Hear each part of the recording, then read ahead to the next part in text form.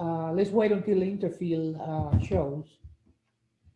No, Bobby, let me just say the article of David Brooke is the first part is about the knowledge we have by shared storage. But the second part of the article is about the book, The Constitution of Knowledge. How is it that we have reliable knowledge, okay?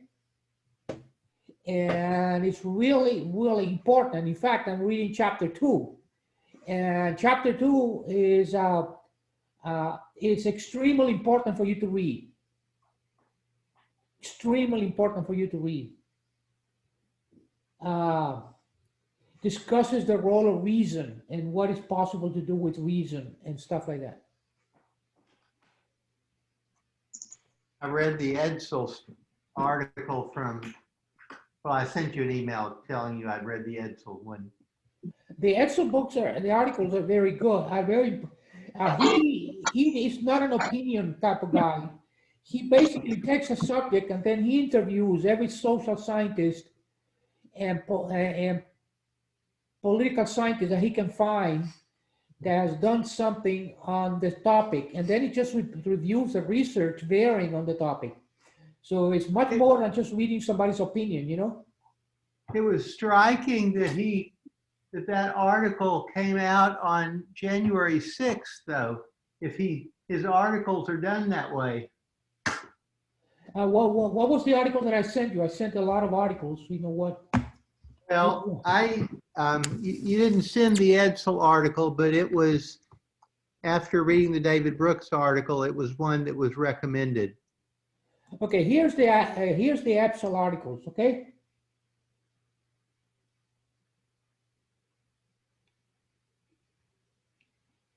I have a page of those articles, okay? Yeah, but it was all the way back to January 6th was the one that I read.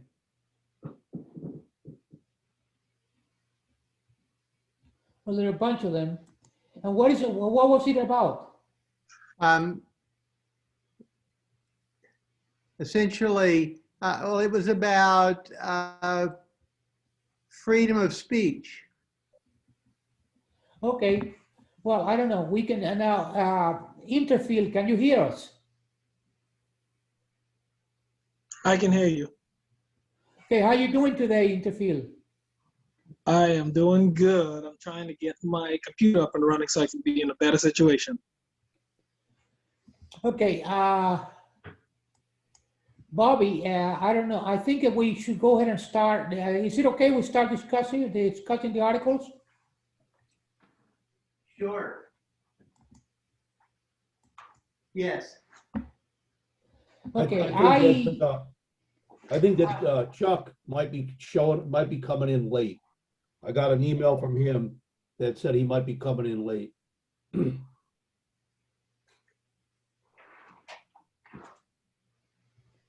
Okay. Yeah, you got a high performance webcam now.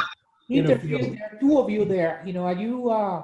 Is your wife joining us also, or is it you twice? Oh, it's you twice. That's a sharp looking webcam. Yeah. It must be high res. It's a great picture. You look really great. Oh, thank you. Got a new computer today. Oh, there we Got a go. new computer. Yeah. New toy. Good for you. You know, computers only exist for one purpose. They're here in this world to teach us all more patience. That's what I think. It does. By the way, I have one big object now that we're stopping this is to make sure that I control my attention. You know, everybody's trying to get you excited about some topic or another. So I'm making a point. There's an application that you have on the phone, on the computer, which is called Pocket. And you know what I do at I only leave the headlines of CNN, and then look around in the New York Times, the Economist, the Washington Post, the Atlantic, and Foreign Affairs, and I select articles which I put in that application, and then at the end of the day, when I do that, I have selected the articles, then the budget that I have for reading, and make sure that I'm reading the most important articles. And I'm avoiding any article that is about getting me mad at somebody. You know, the articles that actually are for the purpose of my understanding something better, and the ones that are primarily has the potential to show me that I am mistaken. Because when I am shown that I am mistaken is the only time that I'm sure that I have learned something. You know, so that's what my goal is. Anyway, can we start the discussion now, or Bobby? Yes, please. Okay, Pull I'm up going to go ahead and share the screen for a minute here. Yeah. And there's a topic here that I think that eventually you might want to, can you people see that? Yeah. The first thing that I Yeah. want you to understand is what is economics in the sense that it's used in the Economist. You know, basically, it's a science of allocation of resources under scarcity. And a more important point of view is that it's a collection of tools and models that allow people to evaluate human systems. And the tools that are actually used in economics are useful in analyzing other social systems. For example, the book Free Economics uses the techniques of econometrics to analyze the effect of legalizing abortion in the different states. So it is nothing but a scientific discipline that actually evaluates how systems, like whether reparation is going to work or not, whether it's going to have the right effect or not, is, and that's the way the Economist was founded, you know, in 1840s with the purpose of using the science of economics to understand the world. And it did have a bias, which it still has, to try to come up with free market solutions to problems dealing with people, but they are actually grounded in ethics. So, you know, they you know, even though they're economics, they do want that economics have to serve ethical purposes. So we have to understand that. So that is the purpose of actually have to understand that. So I am going to go over the article on reparations that appear in the New York Times in the appear in the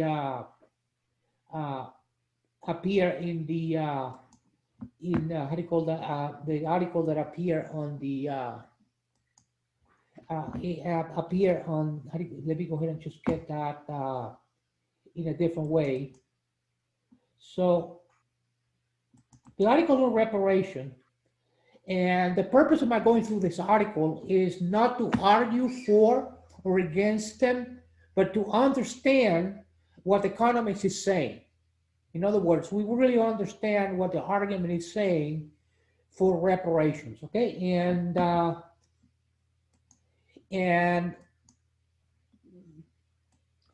by the Is this way, the article that Paul, is this the article that Paul presented? yes, Okay. the only problem, I am presenting it again because in my opinion, Paul used the word economics in the sense that it makes sense, profit and loss, okay? But it didn't use it in the point of view of the article, which is about economics as a system of tools and models that allow people to evaluate the effects of reparations. And, you know, what would it do if there is an emphasis of reparations in stuff? By the way, just to mention something, I am totally in agreement with Interfield that from a purely moral point of view, reparations are more than justified. Not only people, black people were screwed because of slavery, but there's been, you know, by depriving black people of home ownership since World War II, basically there are terrible things. So reparations are justified. The question is whether we can get away with them, or can we name them in another way? So that is there a more effective, more feasible way of helping Black people than by using an emotionally charged language like reparations, okay? So now, Interfield mentioned that American Indians have had a certain form of reparation. After all, they have these lucrative monopolies on gambling and all that. So they are actually, there are actually being reparations, and there is arguments for reparation according to neighborhoods and all that. The question is, how much of that can we push in such a way that we don't end up with fascist Trump 2, Trump 3, and all of that? So can people, are people seeing the screen, by the way? Yeah. Okay, now, so the big tool would be, there's a problem that just for people of one race, doing something for people of one race, it's illegal. And I wanted to mention, I wanted to show something to people that just recently there was a ruling in Florida by a judge. A ruling in Florida by a judge, and I'm going to show you that article, that essentially came up with a conclusion that the reparation part of Biden's plan was unconstitutional. Can people see that? No, I don't mean I that remember one. reading the article. Okay, a judge in Florida found out that the reparations in the direction of what only the Black people minorities had been hurt, and it would exclude white people that are equally poor, a judge in Florida declared unconstitutional. So if you go and try to help Black people under the guise of reparations, you're almost assured that you're not going to be able to help the Black people. Ramon, Ramon, Let me go back to the article again. Then, Ramon, I have a question. yes, So it doesn't really say that reparations would be illegal, but it says that monetary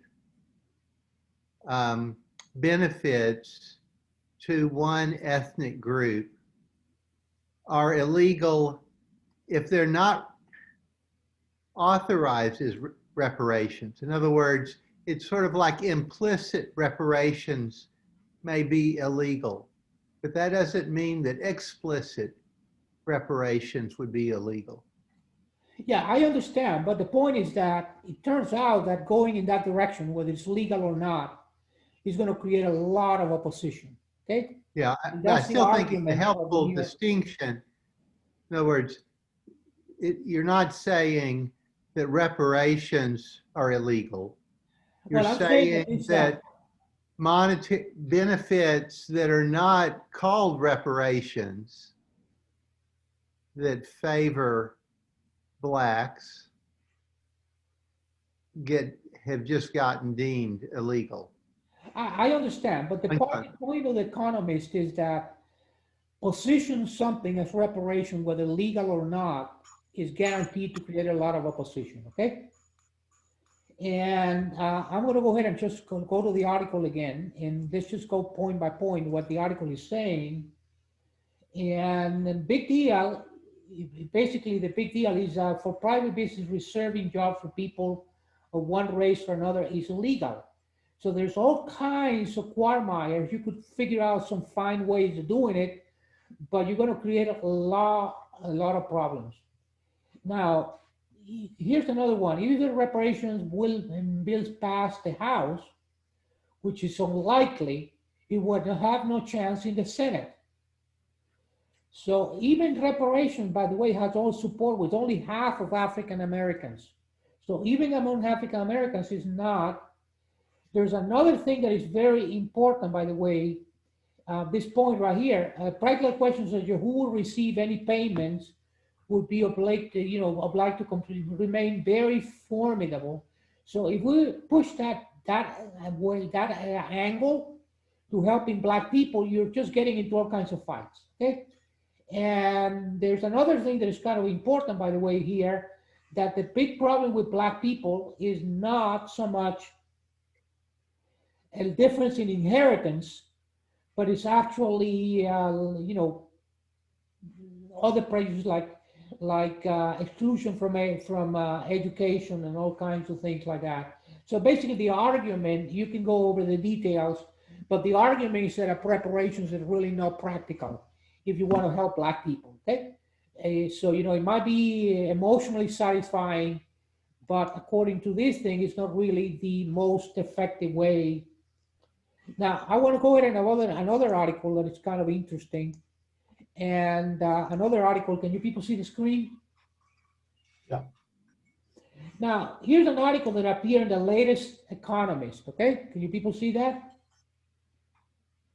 And Yeah. the Economist, every issue of the Economist have a section there called Johnson, which looks at language. Johnson was the guy who came up with the first dictionary of the English language, Benjamin Johnson. They used to say that other people read books, he reads libraries. But anyway, basically this analyzes that if you actually use language, if you really want to get people to work on something and use language that deal with culture war terms, they're actually in effect, they really hinder all kinds of things. And this article, you can read the article when you click on here, but it's a very strong argument that if you use language like white privilege and stuff like that, you're really, all you're doing, even though it's true, there's absolutely, you look at the book like Caste, the sociology is compelling that there really is but white privilege. But the question is whether you really want to talk like that when you're trying to gain politically. And the answer seems to be that you don't want to do that. Now, one thing that I want you to, I read a book that, I would like Interfield to sometimes read. I read that book. It's called Let Them Eat Tweets. Okay, and that article is about the perils of the white working class.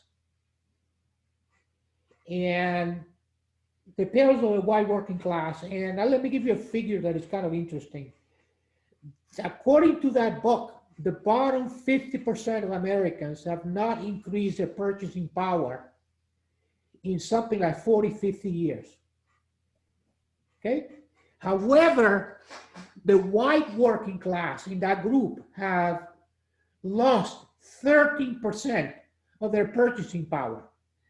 Since the bottom 50% have gone nowhere and the whites have gone down 13%, that basically means that the bottom half that are minorities have gained over the white working class in that group, okay? So to try to tell those people that they have privilege and all of that, it's just a losing proposition. And it's a losing proposition because they're really, those poor people, whites, are not really privileged. They're not really privileged. So that is really a losing proposition because those people, and by the way, and that actually goes into something very interesting that I learned a long time ago. And I was talking to Interfield about it, and this is something that I became aware through Paul. That was called the Bacon's Rebellion. And in case you don't understand, Interfield, I just briefly told you about it. Basically, what happens at the beginning, 300 years ago or so, 1675, there was a rebellion in which black people, slaves, and indentured servants got together because they were frontier men. They got together because they were the frontier men without land. And they actually, black people and indentured servants would run away together. They married together because they felt that they were together as the landless and the frontier people. And they actually rebelled against the plutocrats of that time.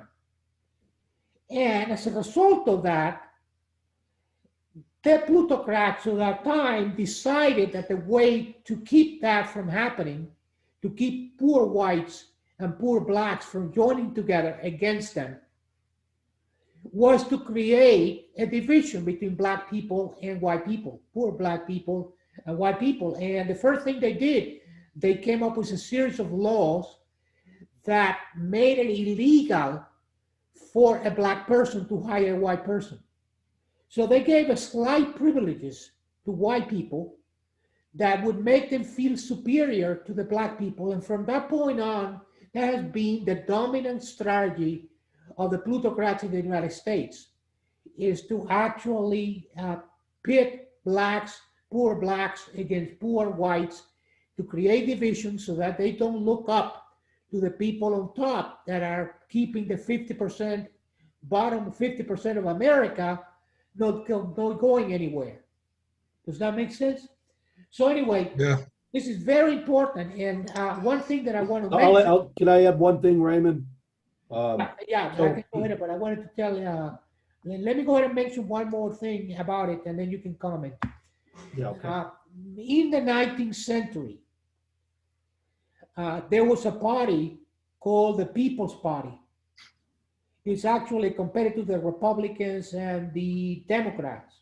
And basically, in the 19th century, there were a lot of the railroads were actually getting land, and the poor farmers were doing really badly and all of that. And the People Party got together, and they wanted to go ahead and help the farmers and the poor people around the United States. And they were gaining politically. And the People's Party was defeated in the South. Does anybody know? The People's Party wanted to help everybody that was poor. It was about the poor people, the people in the farms. They didn't care whether you were white or black. What the people, you know how they were defeated in the South? The Democrats in the South, that were racist at the time, they labeled the People's Party as the N-word party because they were going to help the blacks. As a result of that, they trounced the People's Party in the South. Since the Bacon's Rebellion, the strategy in the United States by the plutocrats have to try to get white people against black people and black people against, primarily white people against black people, create divisions so the poor doesn't get together and actually looks up to the people who are keeping them poor. Does that make sense? Yes.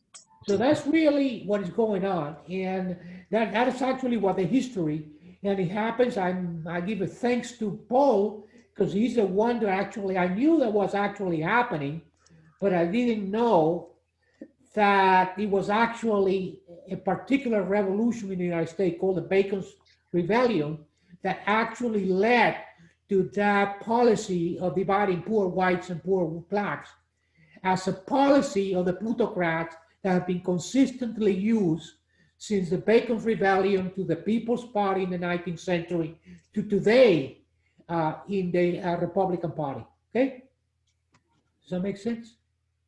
Yes. So I wanted to add that I came about that piece of information because I went to a conference, and it was one of the speakers read from a book that discussed that.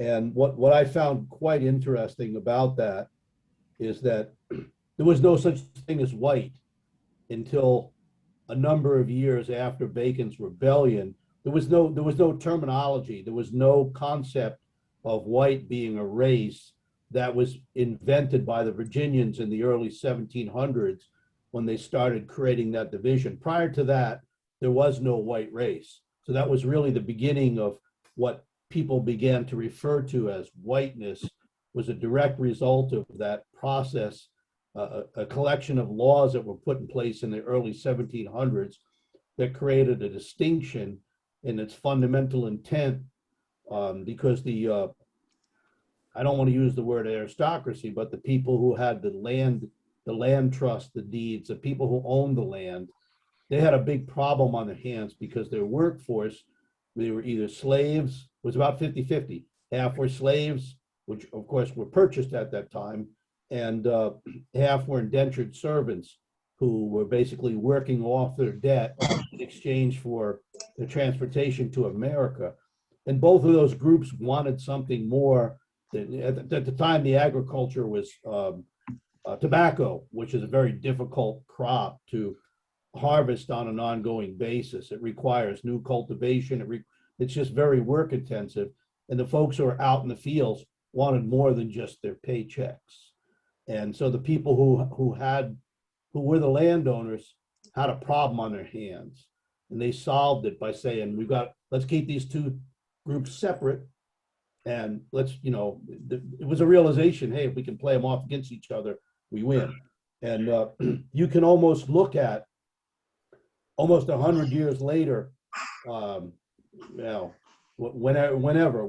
the Constitution was being written, one of the single most interesting aspects of it was when they were forming the amendments, and the Second Amendment in particular.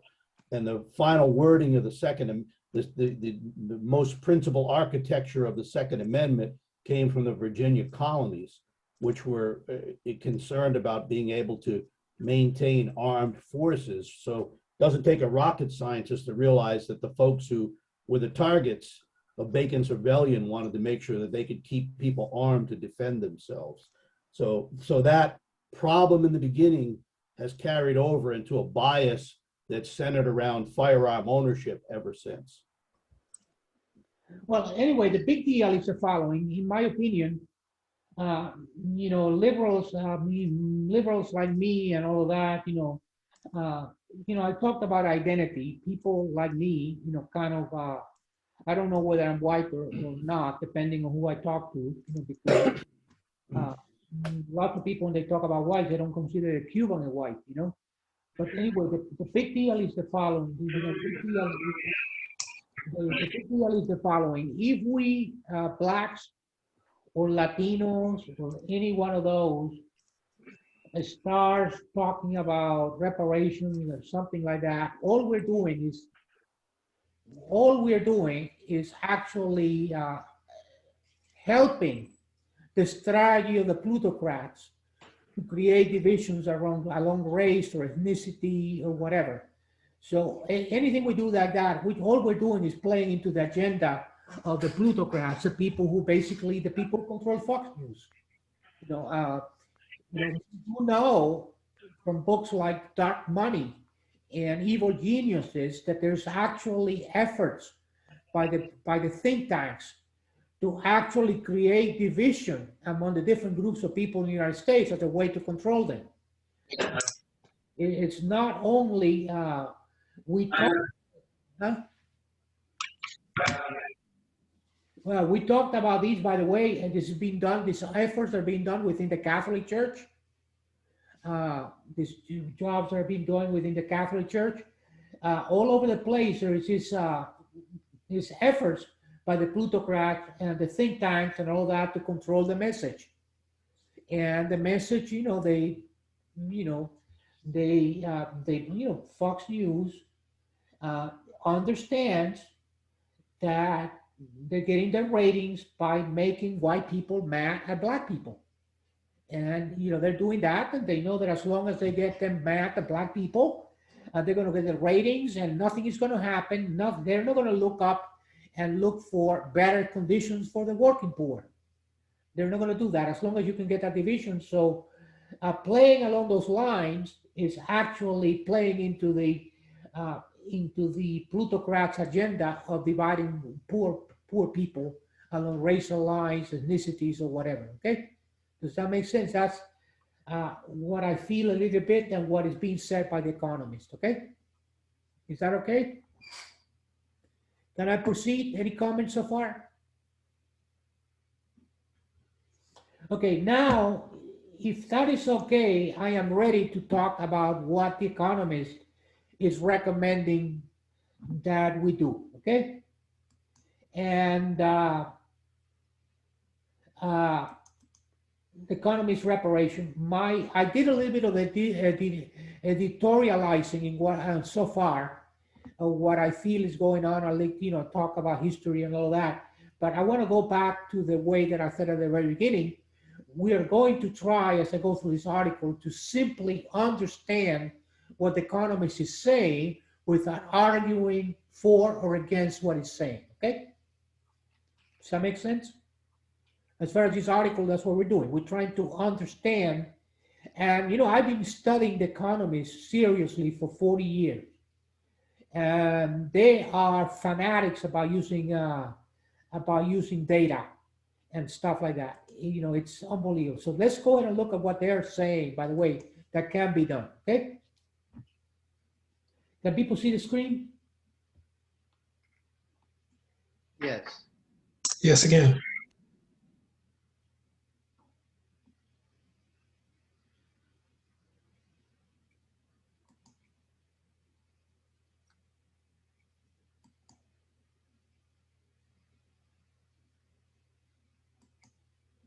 Okay, everybody can see that? Okay, they're basically saying about, there's a big awareness by a lot of people that Black people are really being treated badly. And I mentioned before, it is actually understanding how Black people have been screwed and all of that is actually becoming part of the identity of sophisticated whites, which I mean us. Okay, people like us, we really get a lot of status by being woke, understanding reading books like Caste, and how to be an anti-racist and white fragility. It's actually becoming a status symbol among basically the people who are overly educated in the United States. So we read all these books and we feel great about them and we understand and all of that. It feels really good to do all of that, but the question is what can be done? Okay? So he said, well, measures to relative poverty. Okay, the Biden administration and the Democratic Party has made reducing racial disparities an organizing principle of government. Measure of relative poverty for Black, white segregation has barely moved for half a century. Tackling enduring injustice requires clear thinking about their causes. So the Economist is actually recognizing the injustices and that they need to be addressed, but they have their feet in the ground. They have to be addressed in such a way that we don't end up with Trump 2, Trump 3, Trump that, and we get so many people fighting about it that we don't get any progress for poor Blacks and poor whites, actually. So they pick up most racial disparities come about three things collide.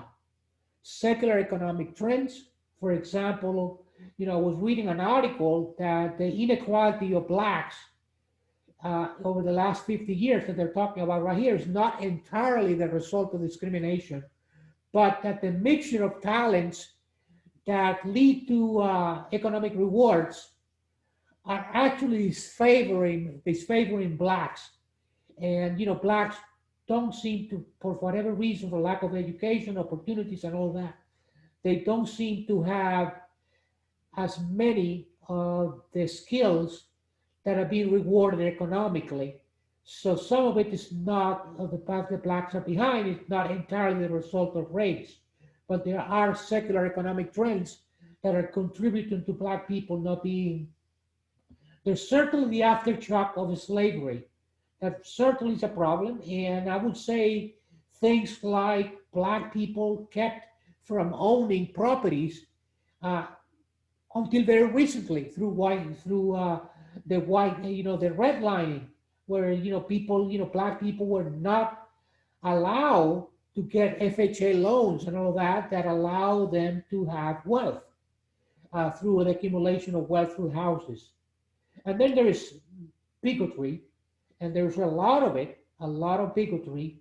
But as the Economist mentioned, by some measures, bigotry is going down. I mean, people are more receptive to people from different races marrying each other and all kinds of things like that. So they're really, in fact, if you position what is happening to society in terms of not saying, we're going to become a majority state, but simply say Americans are blending, there's a lot less opposition. We people don't really mind.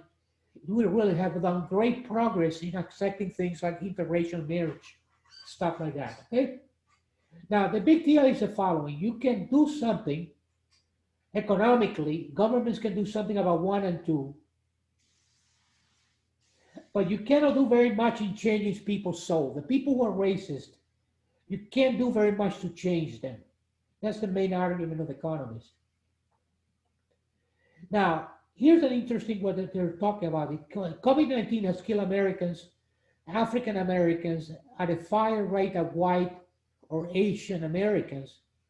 And you cannot blame that on racist doctors or nurses or insurers. It's actually the fact that blacks are poor.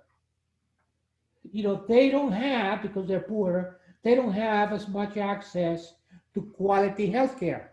So the fact that they're poor is more responsible for the plight of black people than racism itself. And that's the argument of the economists. Indeed, for reasons that include past racism, and present-day poverty, African Americans are more likely to suffer from pre-existing conditions, to have work, and to have to work outside the safety of home, and less likely to have health insurance. Racism remains a curse in America, though it is less widespread than 30 years ago, let alone in the civil rights era. But since it is lodged in bigoted mind, rooting it out is largely beyond the power of any government. Poverty and the structural legacy of racism in institutions are different. We can do something about poverty and the structural legacy of racism through intelligent government policies. Okay? Take, for example, the new child tax credit. I have read a lot about the problem with black people and Latinos and all of that, that when they actually become 18, they have no money. They have no money. And as a result of that, they cannot afford to go to college. They can, if there is a problem with the car breaks or something, it's catastrophic. So programs like making sure that children, the minute a child is born, you start putting, like $100, like $2,000 a year. So by the time they're 18, they have some money saved in baby bonds that were actually proposed by, what's the name of this politician who ran for president? If children had money, like maybe $40,000, $50,000 by the time they're 18, that they could spend on wealth producing things. Yeah, that was Cory Booker. His name was Cory Booker. If you have baby bonds so that poor people would start 18, 19 with certain amount of money saved that they could use for three purposes that are wealth building. One, going to school, buying a house, or starting a business. A lot, it would have tremendous impact according to all kinds of economic studies. So the fact that black people and other poor people are starting when they're 18 with no wealth is actually a tremendous handicap for them being to better themselves. Okay. So there are policies like that that will really do a lot for African Americans and other poor people. So anyway, the big deal is the following. So let's keep going back to the article. So African Americans are disproportionately poor. So programs that target the poor without mentioning race are disproportionately going to help black people. And they would be politically feasible. Even with problems of racial disparity, why not target directly at African Americans? One reason is practical. People are more likely to support measures that they themselves will benefit from. the child tax credit enjoys broad backing.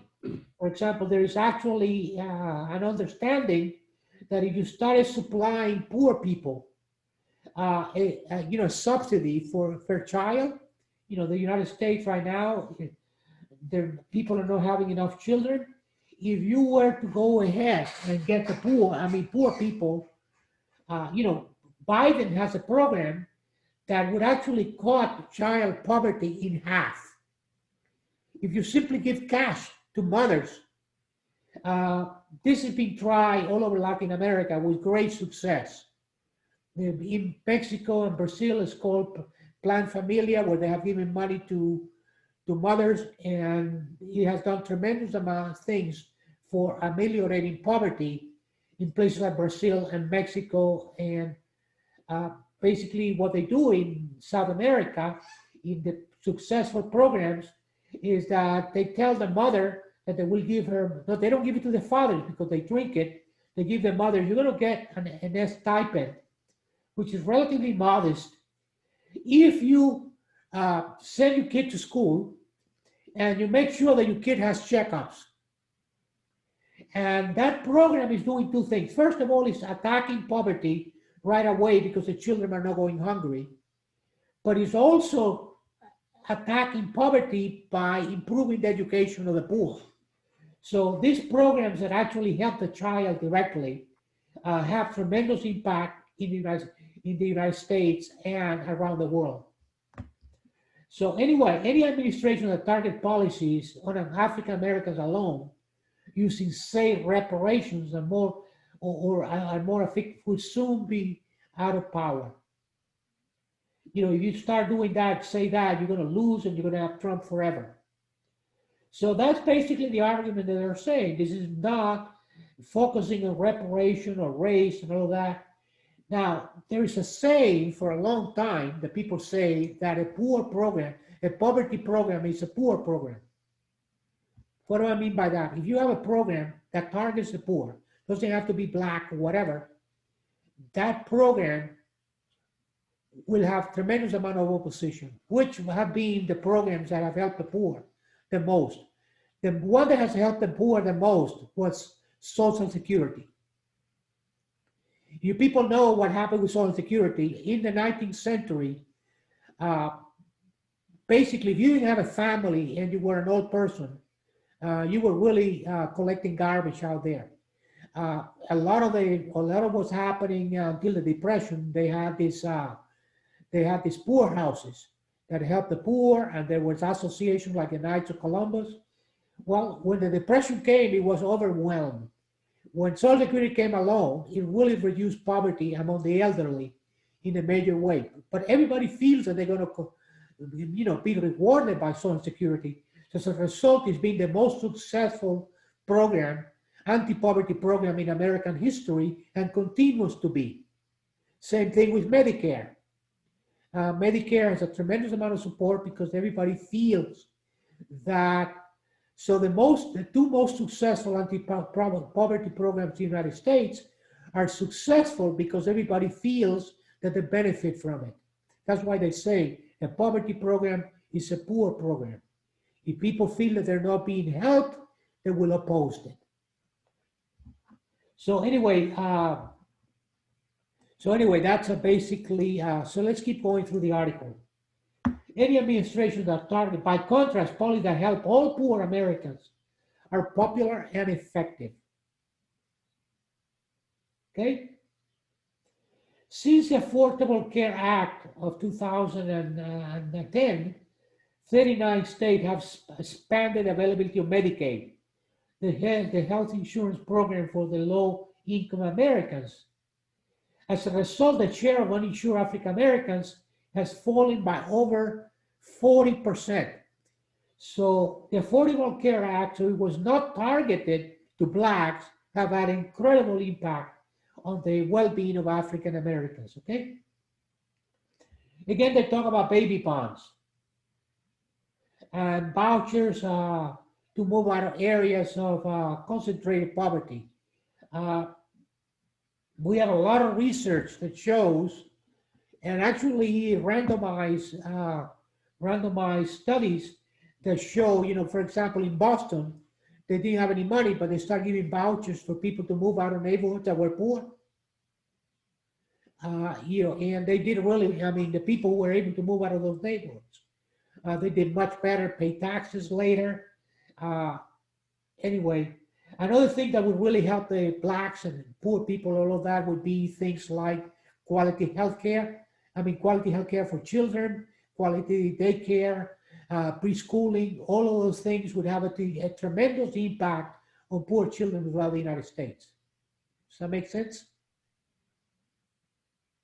In fact, I was reading an article by Edsel about what exactly is actually making the biggest difference in how children do. And a lot of it is not education anymore, but parenting style. The people who have money are training our children, bringing children in such a way that they're constantly interfering with the decisions of the child by explaining that if they take this decision or the other decision, it's not going to help them in life. And the people who are able to do that because they have the time and all of that, are essentially people who have the money to spend the amount of money with the children. And people who are really poor, that have to work and all of that, do jobs and all of that, just can't give that kind of care to the children. That's why you need something like quality daycare and quality preschooling, because the way you train the child early on is really doing very well. Another thing that can be done, and this is kind of unbelievable, is actually things like relaxing zoning laws.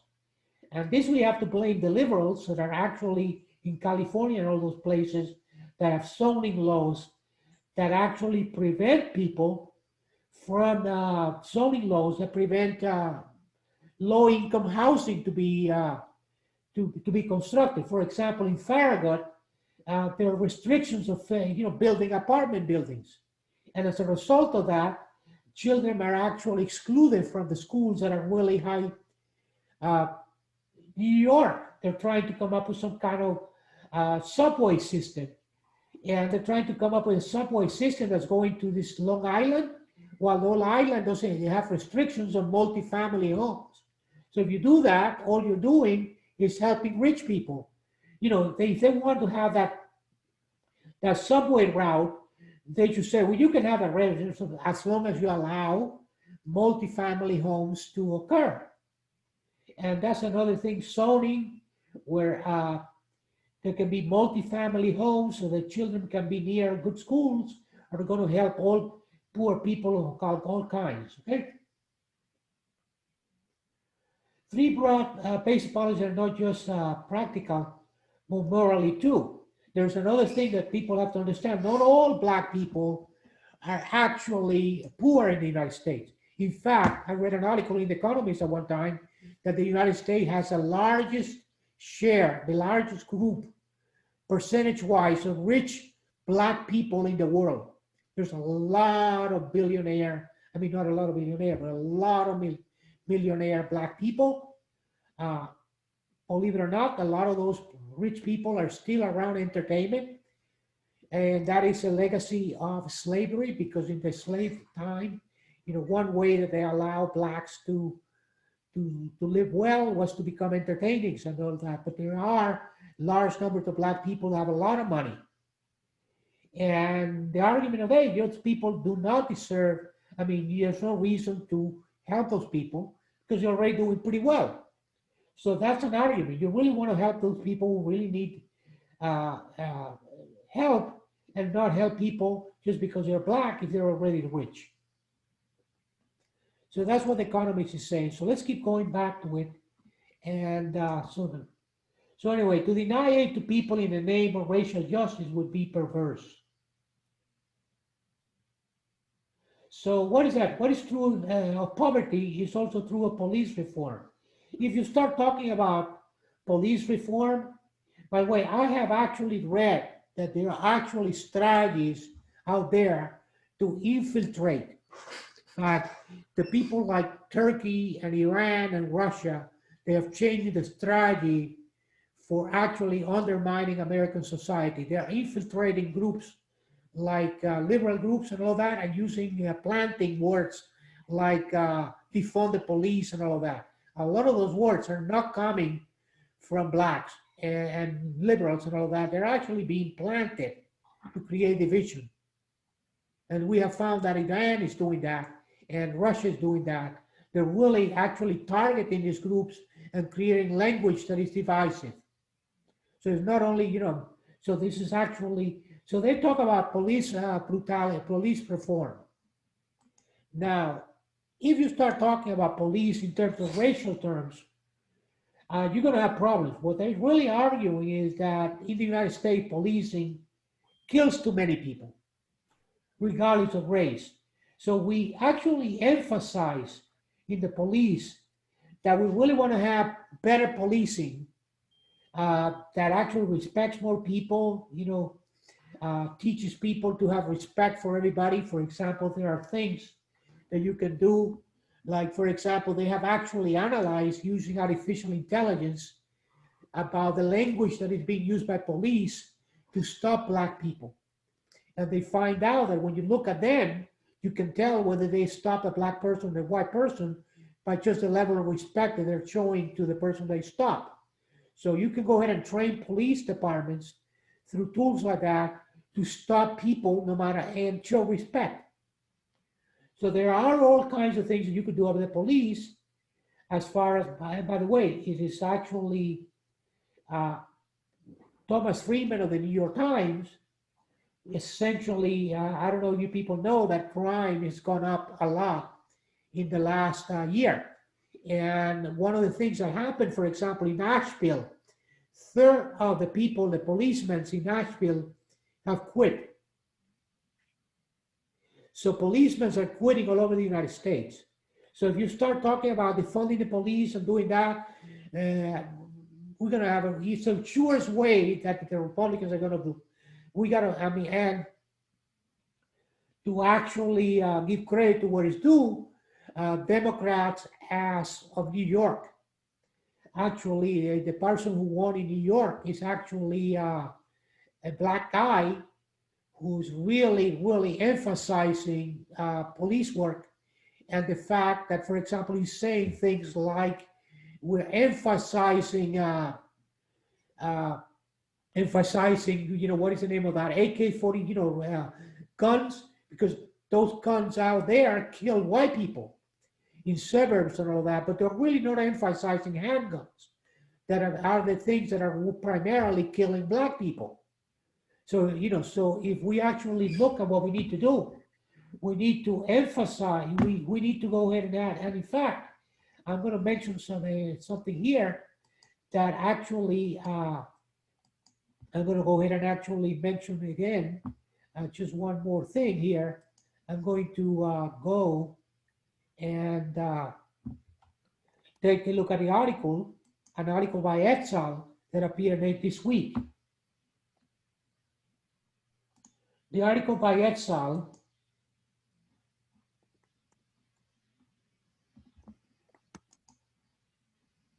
this week, it's about New York is a word by itself, but it may tell us what Democrats are headed. In other words, the strategy that is being pushed by these black politicians is almost certainly to win. That we're really going to deal with crime and all of that, and really get better policemen, fund the police better, actually make sure that the police have training in conflict, resolution and all that. If the Democrats want to win, they really need to emphasize what this black major of New York, future major is doing, because you start using language like defund the police and all of that. According to Thomas Friedman, we're almost sure to lead to a defeat of the Democrats. Because if people, according to Thomas Friedman, if the Democrats, if people have to choose between crime and crime and woke and all of that, they're going to really choose in the direction of having lesser crime, because of salience. People worry about the crime that happens down the street more than about things like injustice about race. Does that make sense? So anyway, just to keep going here and finish, let me go ahead and just go back to the article. And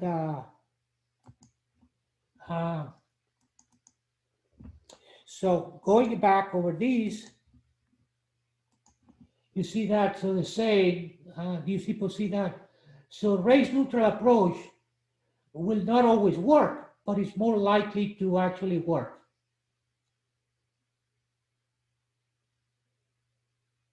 Okay, but so there, basically that's what the argument is of the Economist. And I took the liberty of actually, we can get tribal fears, we can get all kinds of things, and whatever. But anyway, you can read the rest of the article. But remember that Economist is an economics magazine. It really uses the solid science of economics to assess whether a strategy based on emphasizing race versus other approaches are more likely or less likely to be successful. And that's basically what I wanted to cover today. So I open this thing to discussion now.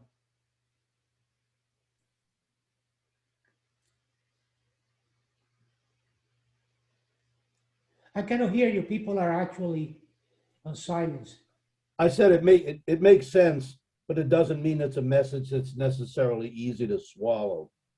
I still honestly believe that at least the article that I did on reparations that you covered really understates it shrinks and oversimplifies the idea of reparations because it fits it into a narrow box where it tries to label it as one time or series of cash payments. But I think reparations has to be considered on a much broader scale, which is really what you've summed up in this article is really, so when they can talk about race neutral policies, that's suddenly not talking about single one-time cash payments. So they're kind of talking out of both corners of their mouth. I agree with the summation of the article that you did, Raymond, but I still think that as a term, the Economist really did a poor job of speaking specifically about reparations. Okay, let me mention something. The people who have actually looked at the feasibility of a reparation say that the most feasible route for reparation is to do it by neighborhoods. Okay, that's what they seem to, people like, what is the name of that guy? David Brooks of the New York Times and other people. And even that type of reparation, you could actually phrase it in the race neutral form. Because if you look at what happened, for example, a lot of what happened, the highway system in the United States, they actually, every time the highway goes straight, is because it went through the countryside or it went through through a rich neighborhood. I mean, if you go through a poor neighborhood, blacks or white, whatever, and a lot of people through that highway system were actually to put on the side, destroy their wealth and all kinds of things like that. So you could do something with that is race neutral, where you actually look at neighborhoods like that were penalized. But remember that you have people in Fox News. Anything that smells of reparations is going to create tremendous backlash. I have an ex-friend that he wouldn't use an N-word or anything like that. He's a Democrat and all that. But he one time told me, I very seldom use words like, how would I say, let me see, my friend would say he was aware of Trump and he was a Democrat and all that, but he said if the Democrats push reparations, I will vote Republican. The number of white people, poor whites, for which using the word reparation just turns them over crazy. It's overwhelming. Okay, you look at the polls and what the attitude. Just say reparations, and these people go crazy. It's like waving a red flag in front of those poor whites. Does that make sense? So you can do whatever you want. You can use the right language. I mean that kind of language, but you're going to be defeated. So that's the argument, okay? Anyway, Interfield, you've been pretty quiet. No, I'm just listening to see. You got a lot to talk to think about. Because like you said, you can't use the word reparations because, it's the same thing that I see played out with Social Security when one group called it entitlement, and they made it seem that it's, something other than what it is. So it's just hard to wrap your head around certain things like this because if if we all can agree that something wrong was done to a particular group of people, why not do something like that? And where you're coming from, Ramon, and saying that certain words that inflame or cause one group to push to the other side is very important because it happens. Because I do see nowadays in this political environment that a new thing is coming out that is becoming very popular that I never heard of, before, like reverse racism, Yeah. And basically it is, about, in my opinion, if I could be wrong, it's like the Caucasian group or the Caucasian poor feel like they are being pushed to the side for the minorities to get any type of particular benefits.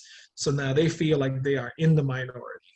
And it's just a lot of those things are all the articles we talked about seem to be interlinked into that mindset that we are, they're starting to fraction off in groups and it becoming more and more extreme. And it just seems as if we start to go into this tribalistic aspect of it, we'll push a lot of the Caucasian group, even Democrats or liberals, in the corner with the extreme right of the situation, So it's kind of hard to find that balance as to how to say things, how to do things correctly when even the poor whites can agree, or the uneducated whites can agree, yes, slavery was bad and was done to this group of people, but they would not agree to use the word reparations and to address that. It's a very complicated subject to, actually try to weed through. And I think the other problem is very fundamental. So we all recognize that A, it's a very complex problem to even fully understand. B, it's very difficult to make decisions about who should receive and who shouldn't. How do you tie it all back? So it's complex. Even if you could agree on the idea, the way you frame it, how you enforce it, how you manage it would be a separate problem in and of itself. The problem that I think one of the reasons why the only programs you hear about start small in local areas is because the simple truth is that the dollar values involved are so astronomical that it would be impossible to frame anything that was a true redress. Let's say we want to fix it in 25 years. Let's just use a number. We want to fix it in 25 years. Well, the dollar amount that it would take to really make up for what's happened over 400 years, over a 25-year period, we don't have that much money in the economy. And so I think part of the reason why this problem is shrunk down and compressed to the extent that it is because the magnitude of the injustice is quite severe. And this is what we are stuck with. And I firmly believe that the number is a big one, which is one of the reasons why the discussions are almost a non-starter. But something. No. The white people who are for reparations and talk about reparations and they like reparations, they're almost all rich. Well, it also comes from people's moral convictions It may in fact be people who are comfortable enough to talk about it, but the reality is that these come from people's moral judgments. Okay, but moral judgments are easy when you have a lot of money. Yeah, I know. And then, but by the way, I mean, if I go ahead and we have reparations, I know I'm going to keep living great.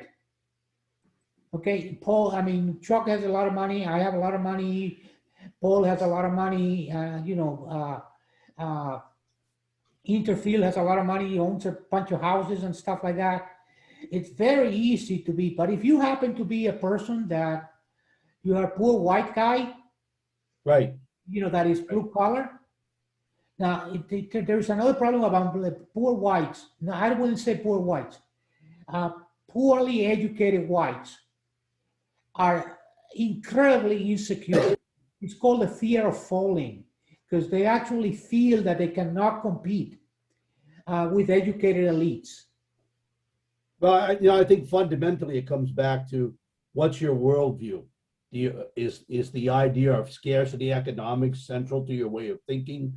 If so, there's no such thing as if Joe gets a bigger piece of the pie, John gets a smaller piece of the pie. That's scarcity thinking. If you think the other way around, which is really let's figure out how to have a bigger pie, then nobody's share shrinks. You can If do we that. can if we can help a group that's doing poorly, everybody does better. So those are the two different mindsets. I don't want to confuse the word economics with it, but fundamentally people think in one of those two ways, and that also determines where you land on this continuum of what are you going to do about this, what are you going to do about that. If you feel that we're in a zero sum environment, then you're not going to want to help anybody but yourself. If you don't, if your worldview isn't zero sum, then you may be more open to programs that you don't directly benefit from, on the idea that if you help other people, we all get better. So you can, one of the biggest, I sort of have to laugh because, I think that in the West, we've really sort of thought we could have our cake and eat it too. But if you think in terms of globalization, the original free market promises that took place in globalization, it's gonna lift a lot of people out of poverty. Absolutely true.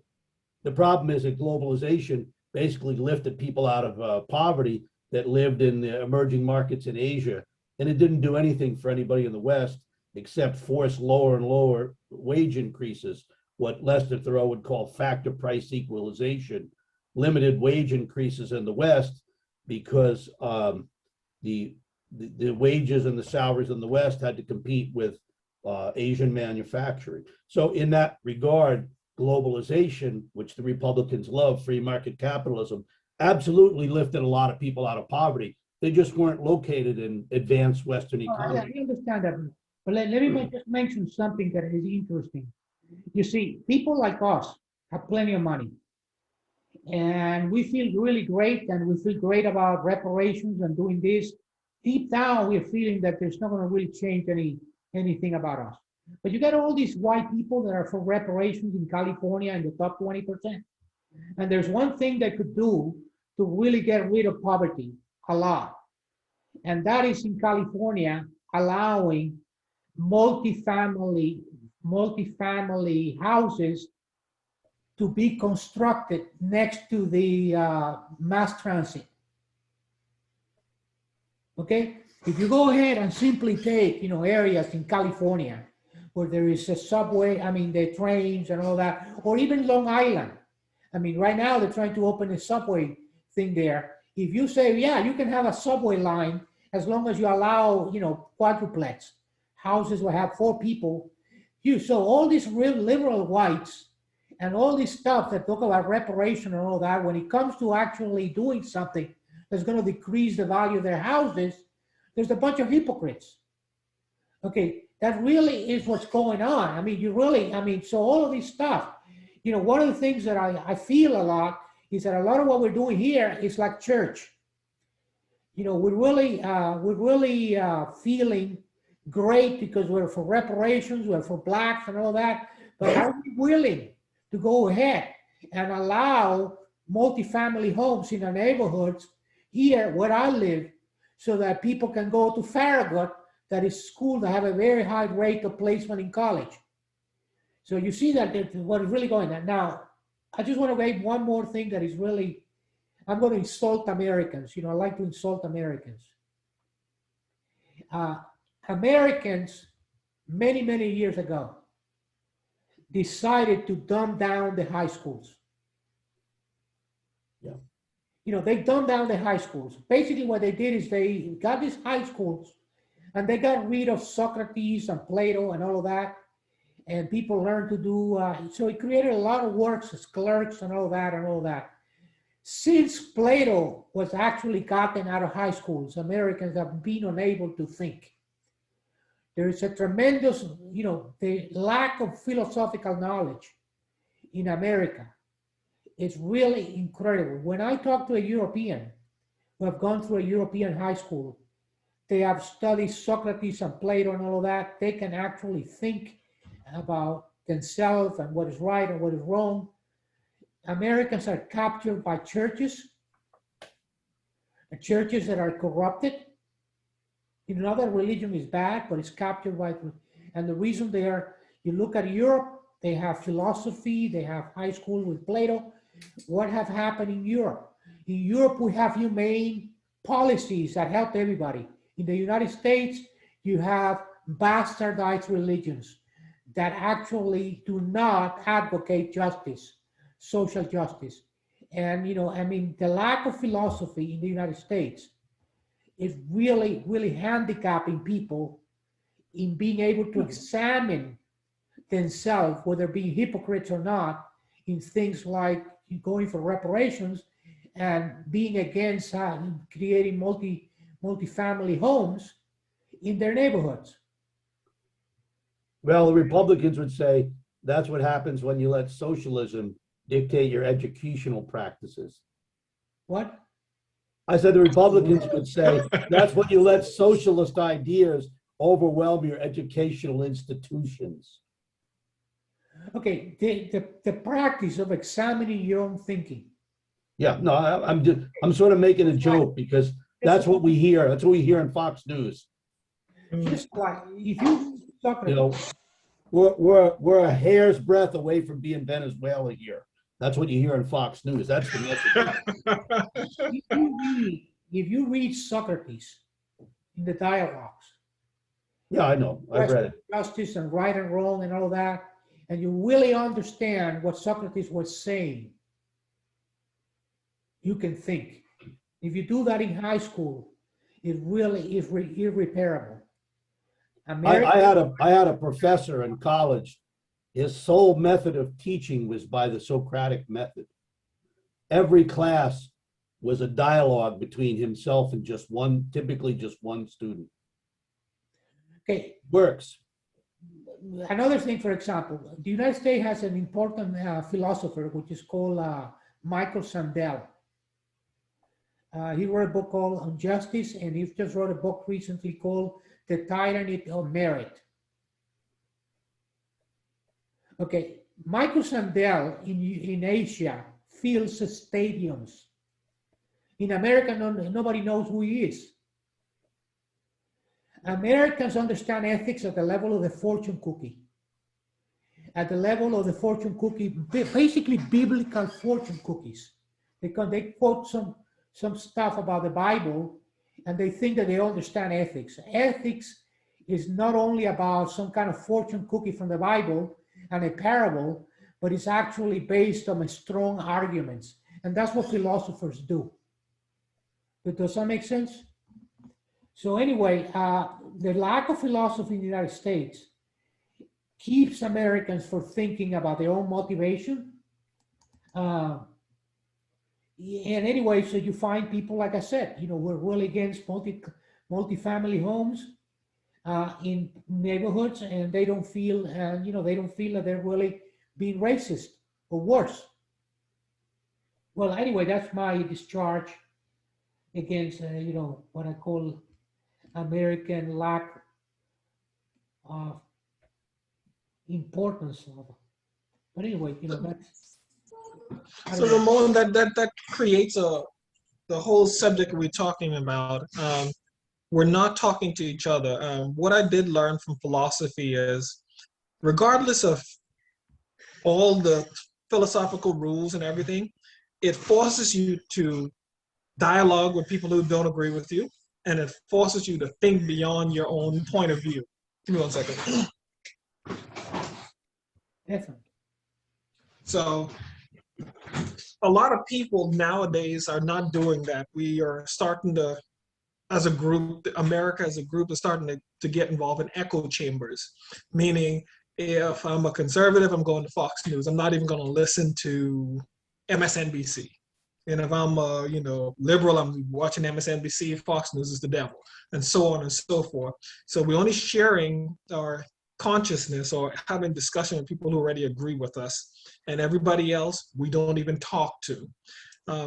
What I did learn from philosophy, that is something that it is not going to fly. Philosophy allows you to think and dialogue with people who don't agree with you, so that you can understand their point of view, so that you can understand where they're coming from, and then form a formula to talk to them. Not necessarily win the argument, but to understand what they're thinking.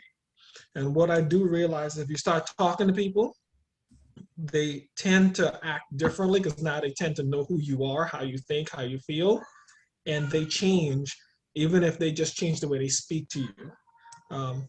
The biggest thing that I had in college that I enjoyed, I had two professors. I had an economic professor and a business management professor.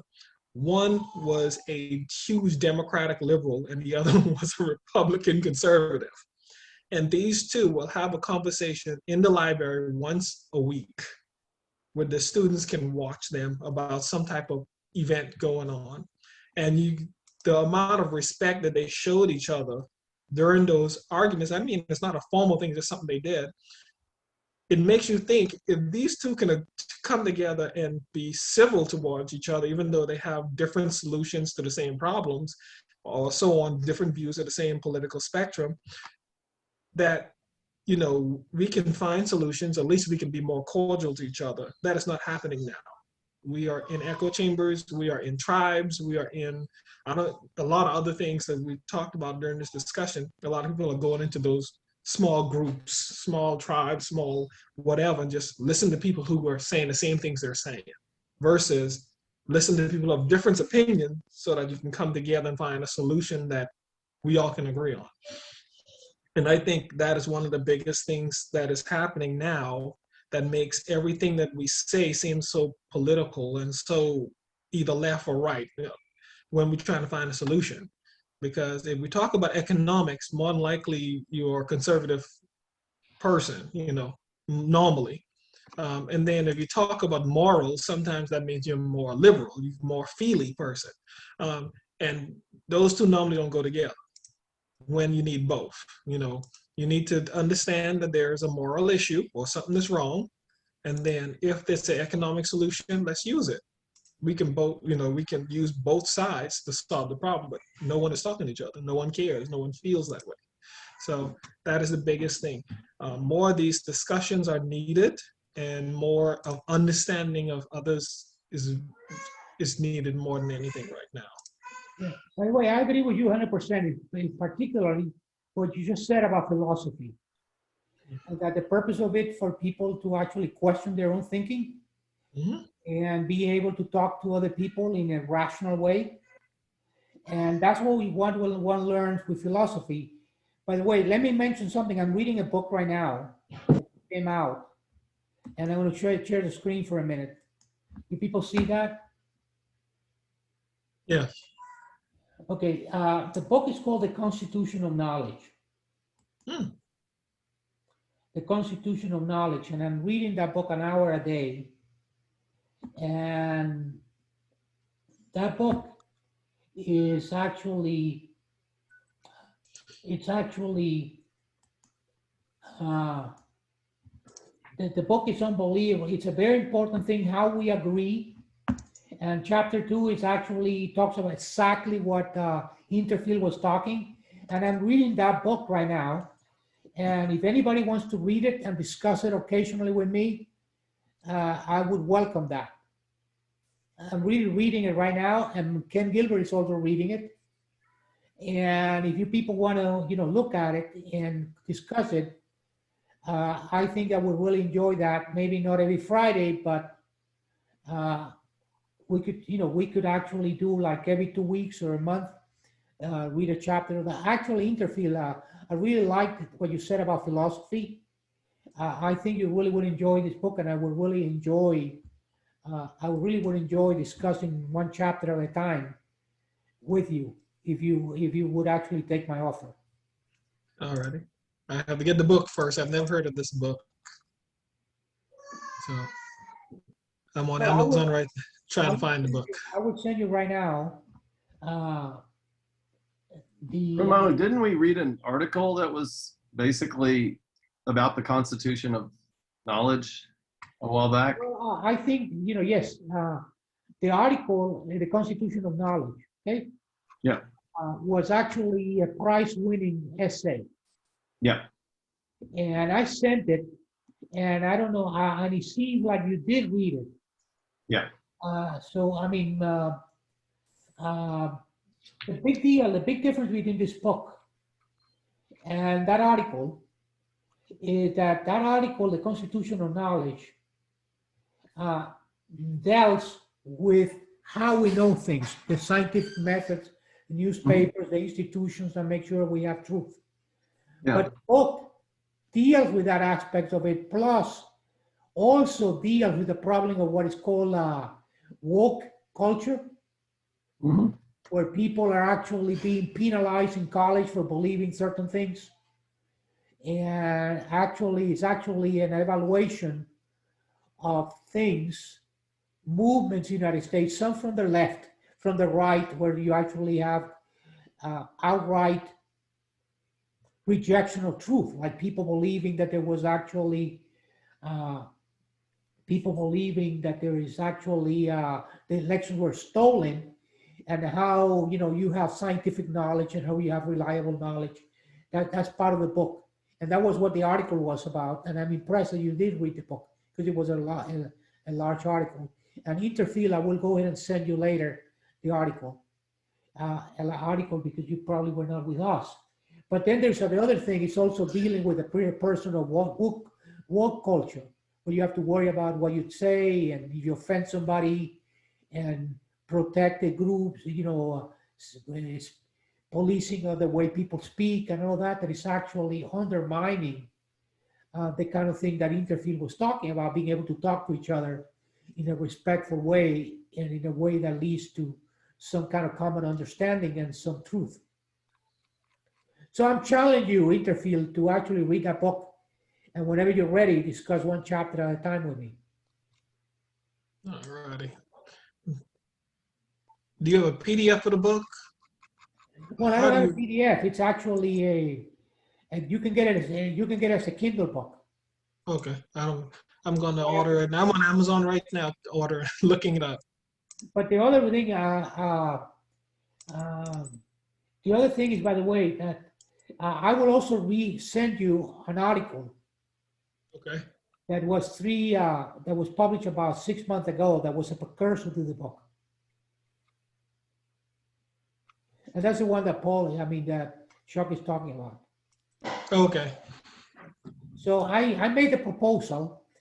And, Interfield, I just forwarded you the PDF of that article, which was actually back in November is when we read that, but I thought it was a good article. And it's by the same author of the book, by the way, of course. Okay, good. I got it. Yep.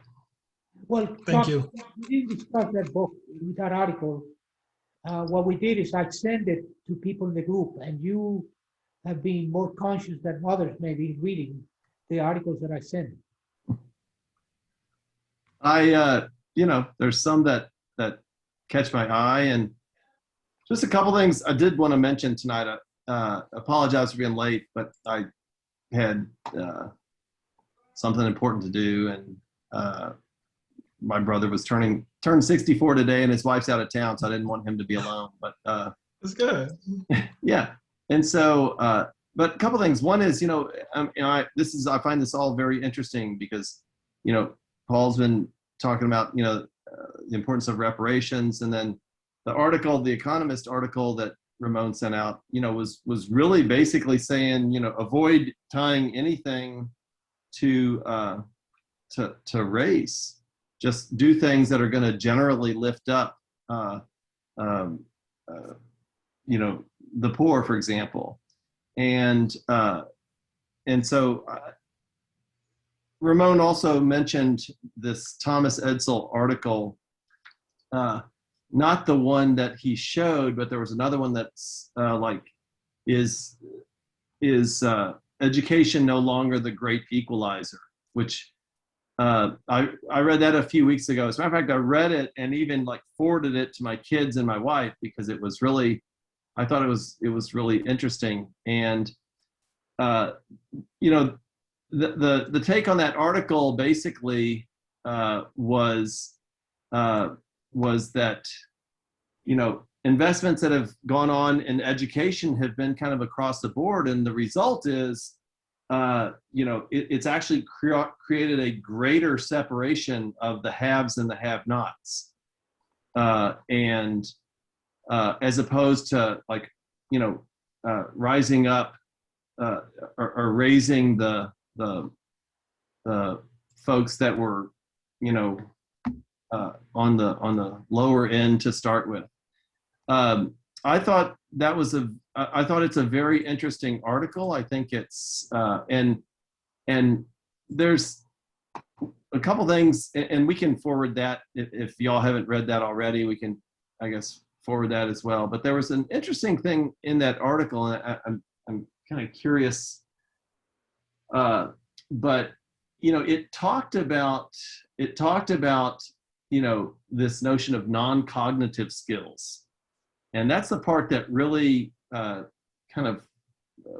found very interesting. And I'm just reading from this article. This is the Thomas Edsall article that's entitled,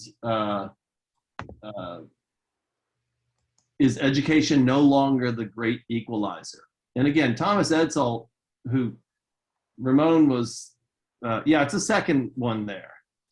But there's down in the article, it says, a promising approach to the augmentation of human capital lies in the exploration of non-cognitive skills: perseverance, punctuality, self-restraint, politeness, thoroughness, postponement of gratification, grit, etc., all of which are increasingly valuable in a service-based economy.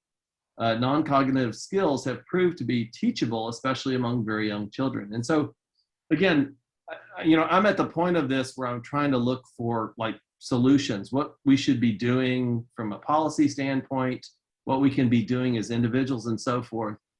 And I found that,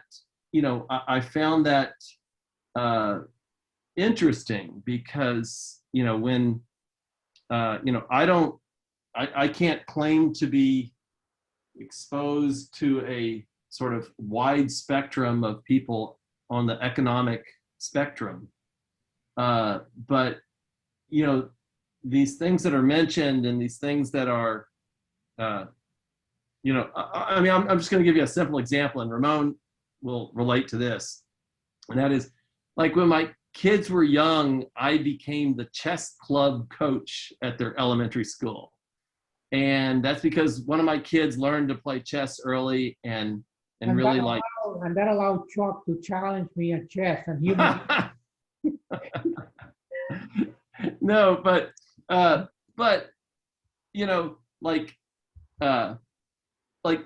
the notions of so to elementary school kids, you can teach things. If you're teaching chess, you can teach things like evaluating all your alternatives before making a decision, taking your time, being patient, staying focused and things like that. And I always felt those were good skills, and again, they're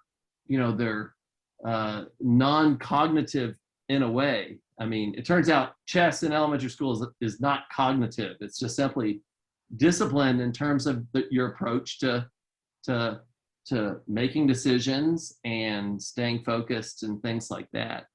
And but this Edsel article, and I found it, you know, a lot of times I read these articles and, you know, I'm like, all right, that's cool and everything. But this is a rare one that I sent to my family just because, you know, we, you know, as a family, we all think about how to try to positively change the world.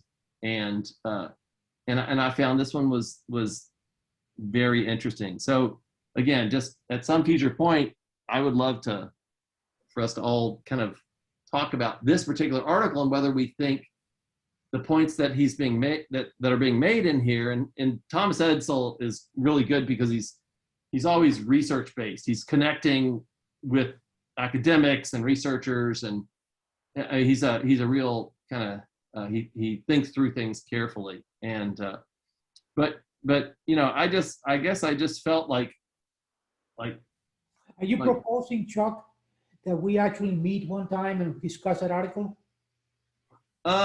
You know, I think it would, and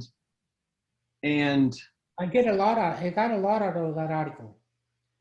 yeah, but again, I look, and again, I don't have a huge sample of the spectrum of people in the world, but when I do start to like, when I look at you know, individuals who seem to really you know, be holding their own and making gains, socioeconomic and so forth, you know, a lot of what I read in that article seemed to be resonating. And I'm just curious from everyone else's, I'm just trying to sort of triangulate whether it's from where everyone else sits, whether or not they're kind of seeing the same thing, you know, like, This is my family. My family. you know, I look at my family and I look at family or people I grew up with, you know, and you know, so I've got a certain sample and what were some of the characteristics that caused some people's lives to be easier than others, or to feel better about themselves and things like that. And I'm just getting a little bit more convinced, I guess, that some of these things are it's a matter of sort of teaching. I mean, I hate to say that, but you know, it's made me even rethink what I'm going to do, what I can do personally to try to change things. Maybe I'll go back to teaching chess, you know, who knows? Let me mention something, by the way. Yeah. My family was ruined. Zero. It was ruined. Yeah, and because of the revolution. Yeah. You know, my father's business, we were absolutely ruined, okay? Yeah. Came to the United States with nothing. Yeah. And there is, on my mother's side, there were 6 brothers and sisters, mm-hmm. except for one, they came to the United States. On my father's wife, there were 6, and they all came to the United States. There is no child, no person there that is not upper middle class or having a job. What was our wealth? Our wealth were basically the middle class values. Yeah. That we actually were taught. And in Cuba, they were very important. Let me just mention something. In Cuba, the way you really made money was the following way. You belonged to a family that had an impeccable reputation mm-hmm. for never stealing, for not having and nobody in the family was a drunk. No woman ever cheated on their husband. This family, the fact that you belong to a family was like the gold standard. Mm. If you belong to that family taught you that you could be an administrator and you have to be in time and you have to be responsible and all of that. And what happened in Cuba, people like my father, they went to the 6th grade or 9th grade, I don't know. They learned to add, subtract, and divide, but they knew from the home that they had to be reliable. So they ended up, after a little while, they ended up being administrators for a business of a rich person, mm-hmm. because they wouldn't cheat. Mhm. After a little while, they would go ahead and learn the trade, and my father had two businesses by the time he was 45. Those talents, we came to the United States, and in no time flat, Mhm. we were back in the middle class or upper middle class, and they have a couple of my brother-in-law, my sister, I told you, owns multiple homes and all kinds of stuff. And the worst off is actually professional, the children, nobody's a drunk, nobody's in drugs and all that. And it was all about what our article talks about. Yeah. I mean, my own version of that is, neither of my parents went to college, and we grew up in a very middle class, lower middle class area. Few of my friends went to college, but all four of my parents, all of my brothers and sisters all went to college, and a couple of us went to graduate schools. So, and again, I just look at it was like the fact that my dad worked 6 days a week and, 10 hours a day, and, and my mom worked part-time, and, it wasn't, we weren't guided by the church or anything. It was more like, again, some of these non-cognitive skills. And when I read through that list, I'm like, that's what they gave us. And I was lucky to get that. And so anyway, and the fact that Edsel kind of claims from the researchers that are like teachable, it's always made me think, is there something missing in terms of the way we educate, and anyway. I'm sorry, we're running overtime. I apologize. The message was clear when you were growing up. I grew up, in a similar situation. And, the clear message is, look, you either got to get smarter, or you're going to be working your butt off forever. So education was the way to improve yourself. Yeah. And it was, I mean, you can't get a better lesson than that. And, when I was a kid, we never took a vacation. There was no such thing as a vacation. Yeah. In fact, all of the families in New York booked my parents' place in Eastern Connecticut. That the rest of the family in New York took vacations by coming out to spend a week with us. We were the vacation for the rest of the family. Yeah. So those lessons, are based around, what is the alternative? And I'm skimming the article. I didn't read it when Raymond sent it out. But Just one question, by the way. Are you proposing that we actually meet another time, maybe next week or the week after, and actually discuss that article? Well, we never really got to talking about what's next, and I think we're sort of out of time. So it sounds like by default, we have to have another meeting. Okay, so I am going to be out of town in Memphis, as a matter of fact, next weekend. we'll convoy Interfield, and but the following weekend, which is July 16th, I will be in town and available. So I would be happy to kind of lead a discussion on that article on that night. I don't know. I mean, some people here may not have a subscription to the New York Times. Well, I thought you had downloaded. I mean, I know there's a PDF of it flying around. Is there a PDF? I don't think I did a PDF for that one. That's too recent. But I could do a PDF if you like. But yeah, that would be great. Yeah. But I'd rather you go ahead and be the one that makes the PDF. Okay. And you actually do what I do, kind of like take the PDF, put it on a Word file, or underline things, and and basically actually guide. You saw what I did today with the article that I actually downloaded it and did that. And then what I will do is say that 2 weeks from now, I don't think we have to meet every week. In fact, it might be a good idea to meet maybe every other week or something like that. And there's a question of whether Friday at this time is the right time anymore, because during the pandemic we were all locked out. But it might be that better time might be another time. That's another thing that Paul is in charge of figuring out what's the right way to do these. All right. Oh, no, I sent an email out with some suggestions, but we didn't get a chance to talk about it. We'll talk about that later, but right now we'll say a couple of weeks from now, you will be leading a discussion. Chuck will be leading a discussion on that. I'll do that. You will Yeah. take the time to come up with a PDF, and in the PDF you will underline in yellow and all of that, so that we can actually follow closely the article. Yeah. Okay. Yeah. Sure. What do you study in college that you actually study philosophy? Actually, my major was business management, and I have an MBA. Wow.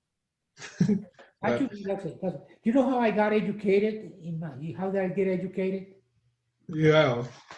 Well, I mean, I knew that I was poor, so every course that I ever took was in math, statistics, or something I made, whatever. And I took the minimum of requirements. But I happened to be at Florida State, Florida State, and among Cubans at that time, general culture was everything, knowing about literature and philosophy and all of that. And we got together, and then we went at the table. And then the philosopher would talk about Camus, and he would talk about Kierkegaard and all of that. I didn't know shit about Kierkegaard. So I figured out, how in the hell am I going to get in that group? So I discovered Cliff Notes. Every time one of those guys came up with one of those guys, the next thing I did is I bought the Cliff Notes. Oh, goodness. I read so many Cliff Notes on philosophers and stuff like that you couldn't ever believe it. And that's how, because I don't consider my PhD an education. I mean, Oh, goodness. Nothing wrong with Cliff Notes. what I My read, literature teacher would differ, would differ on that suggestion. She hates Cliff Notes. Ooh, Oh, but that's the way I started, by the way, reading serious books. It was Cliff Note after Cliff Note after Cliff Note. And just so that I could be one of the guys talking in those tables, mhm. So anyway, I think we can, we already agree on that. So I'm going to, this is going to be published as a recording. So Paul, Ken can look at it. And do you want to send a notice out that we could, Chuck, just go ahead and send all the notices related to the meeting a couple of weeks from now.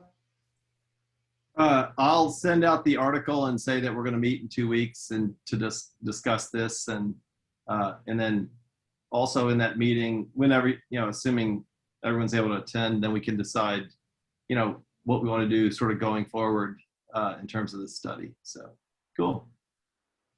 I'll send that out. Okay. All right, gang. Y'all have a great 4th of July weekend. Oh, yeah. Hope you have a blast. I should say. You go too. I love today's discussion. How many people like today's discussion? I We did. enjoyed it. Yeah, it's good. So, See you later. all right. All right. Thanks, everybody. See ya. Bye-bye. Bye-bye.